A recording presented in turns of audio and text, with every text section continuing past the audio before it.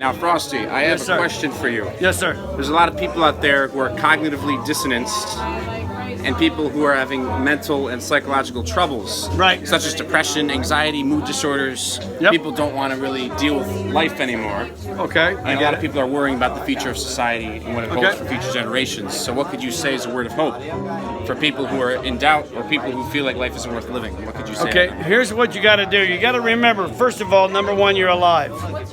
Right? Yes. Number two, the fact that you are alive means that you beat probably at least 1 million other sperm.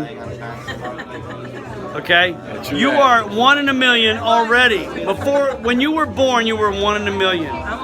You are chosen to become whatever you want to be. So don't ever think for one reason or 1 minute or 1 millisecond that you are not here for any other reason than to make a difference in other people's lives. And that really, is the definitive truth of why we're here. Right. I got that purpose.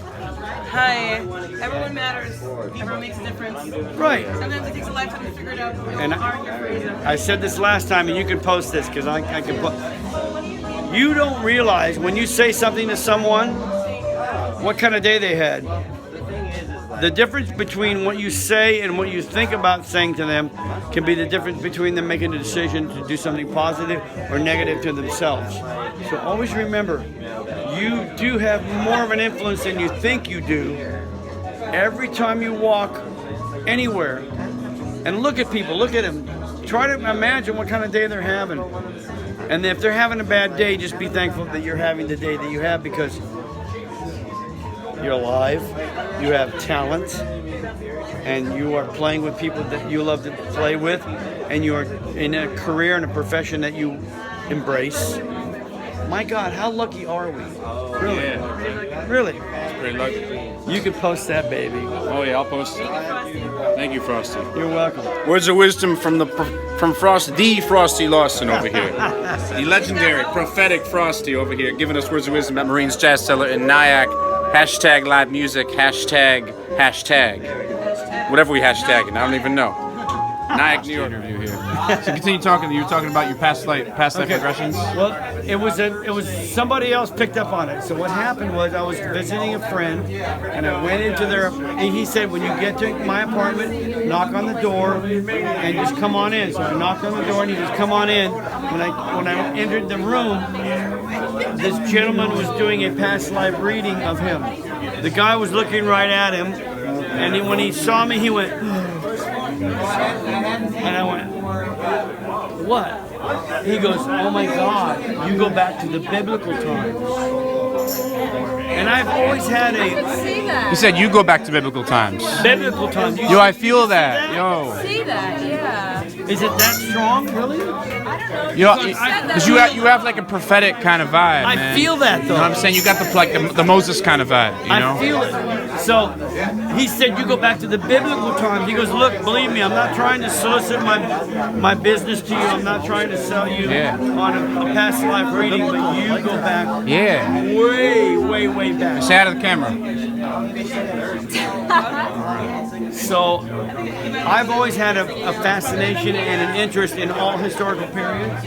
I mean, going back to prehistoric. You love history, right? That's prehistoric. Like, I watch the History Channel and I watch all the. But the prehistoric times. I mean, before there was even written history, I am obsessed with that. So I was like, you know what? That makes sense. That makes sense on why I would go back. So what time do you think I'm from? You're from a couple of times. So give me like the few times that you think I'm from. I think you're like from the 30s. Yeah, definitely. Yeah. You're from the 30s, like, you know who Big Spiderbeck is? Yeah, total Big Spider. You probably played with that guy. Probably. You know who Big Spiderbeck is? Trumpet player. He was a hot jazz trumpet player, like And he only lived to be in his 30s. He died of alcoholism. Right. Yeah. But he was amazing. Yeah. His father was a very strict German, classical teacher, and he was being forced to go to these schools outside of Chicago to learn music, and then what he would do is just sneak out after hours and go to Chicago and play all these jazz clubs. Oh, yeah. That was amazing, right? You might have played with him. Probably. You, on the other hand, You could have done like the 20s. You're like a decade before him. I see that. I see that. Like one of the singers, the vintage singers, the flapper singer or something, you know. Yeah. But you could have also been in the 1890s though as well. I don't know if you have a collection or a attraction to the 1890s, turn of the century kind of thing. Is that like, you know the play Miss Julie? What's that? Miss Julie, the play? Yep. That's around that time, Yep. right? Are you drawn to that? I just did it in college. We did it like as a workshop, and I don't know. It felt right. It felt very. I feel like time periods where there's a lot of like you're kind of reserved, Yep. and you're kind of like Yep. you have to be very swift Yep. and graceful. That's kind of. Oh, anytime, brother.